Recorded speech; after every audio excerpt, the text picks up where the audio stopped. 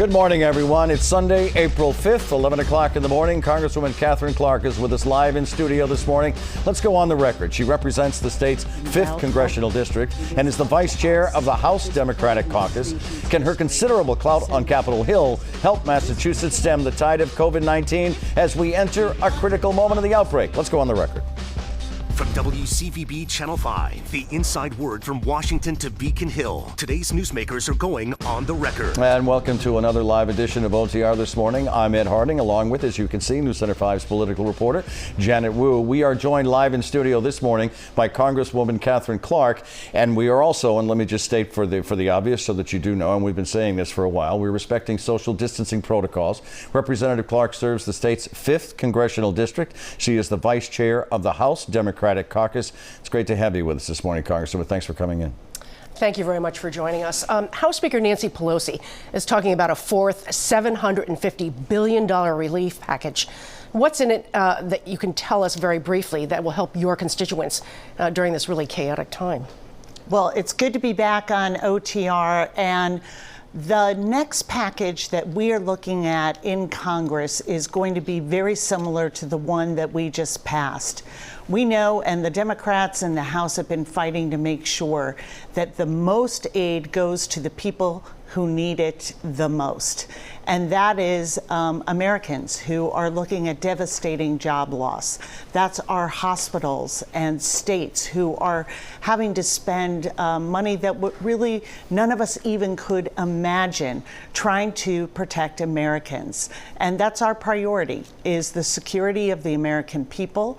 And this package will very much be a continuation of the $2.2 trillion package we just passed, trying to keep those programs to get money into the hands of Americans, to support those small businesses so that they can reopen once this crisis has passed. My understanding is that there are pockets of the population that were sort of left out in the $2 trillion package, in addition to adding more money to many of the programs that you've already funded. Are there certain other areas that need funding that were left out of that $2 trillion package? Well, we want to make sure that we're including everybody, and we are going to be going back and looking at not only putting more money into the small business programs that we are currently funding, but also making sure that we include some groups who got left out, like the postal workers. We want to make sure that we have more money in food programs. It is a real challenge for people to be able to get the food they need to feed their families, for seniors to school-age children in this crisis. And so that's an example of just a few areas where we have to do better. Congresswoman, let's go back to that stimulus package of the $2.2 trillion. Anecdotally, the most frequent communication I get, either way, Facebook, email, wherever, is from the unemployed and the underemployed. They're still waiting for their checks. And for those without direct deposit already set up, they're in even a bigger panic. Do you have confidence that folks will get their money and get it soon? I have confidence that they will get their money, and we are pushing this administration every single day to come to understand that it is not adequate to say some people may have to wait until August to receive a check. Mm-hmm. We have been fighting to get this relief out the door. It doesn't do any good to approve it if it doesn't show up in people's bank accounts. So we are working very well and hard with the state to make sure that they have what they need to greatly expand unemployment insurance in this state. The SBA is taking on a huge number of programs and trying to get these loans out as quickly as possible to small businesses. But some of the practices that we have seen, the underfunding of the SBA by the federal government for years, the erosion of federal workers, they're coming home to roost in very painful ways. So we are also putting $650 million into funding the SBA so that we can have the employees there to be able to process these loans, process these checks, and get them to the American people as quickly as possible. And then there's a two-pronged response to that. First of all, I didn't hear the word soon. I heard that, yes, we're working to get the money, but I didn't hear soon. So that's still a question? Well, for individuals, underemployed and unemployed. What we have heard from the administration is that they are hoping to begin to get checks to people, whether electronically deposited or paper checks to follow, starting April 13th that week. That is already an extension of the time, and we will continue to press them to make sure that happens. With the unemployment insurance, states have been waiting for guidance from the Department of Labor. We are on the phone with them every day saying we have to get this out the door, because it is more than just who is typically covered by unemployment insurance. The Democrats have been pushing to say we have to include contract workers, those who work in the gig economy, and they are included in the legislation, but we need Department of Labor and this administration to do everything they can to get this guidance so we can get these checks processed and get the money and relief. The bills are not waiting for families.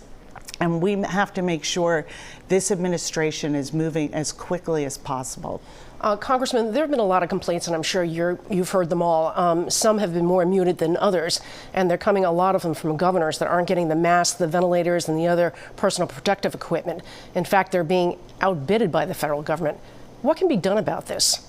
This is not the way the system is supposed to work. The federal government, it is their responsibility. And I tell you that the words of Jared Kushner really echo in my ears this week when he said the national stockpile is our stockpile and states are on their own. And we've seen that play out in terrifying and very dangerous ways, that states are forced to bid against states. We have very mixed messages from the White House that we're going to have what you need and we're going to get it to you are on your own.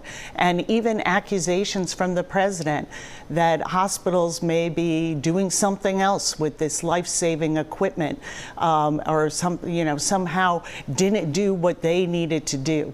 This is an outrage that the federal government has waited until mid-March to start to put these orders in and to invoke the Defense Production Act. That should have been done months ago. And now that it has finally been done just this past week by the president, we are seeing a delay in when these ventilators could be ready. So every day we are on the phone coordinating with local officials, state officials, working with other states, other members of Congress to try and locate this life-saving equipment. Do you think that a lot of governors are sort of remaining silent for fear of retribution, that they won't get anything if they say anything out loud? I mean, the president has made it clear he doesn't like any criticism and he wants everyone on board. Well, it would be, we couldn't blame them if they were. When you have a president who's saying at his press conference, I'm going to, be looking for appreciation from our governors.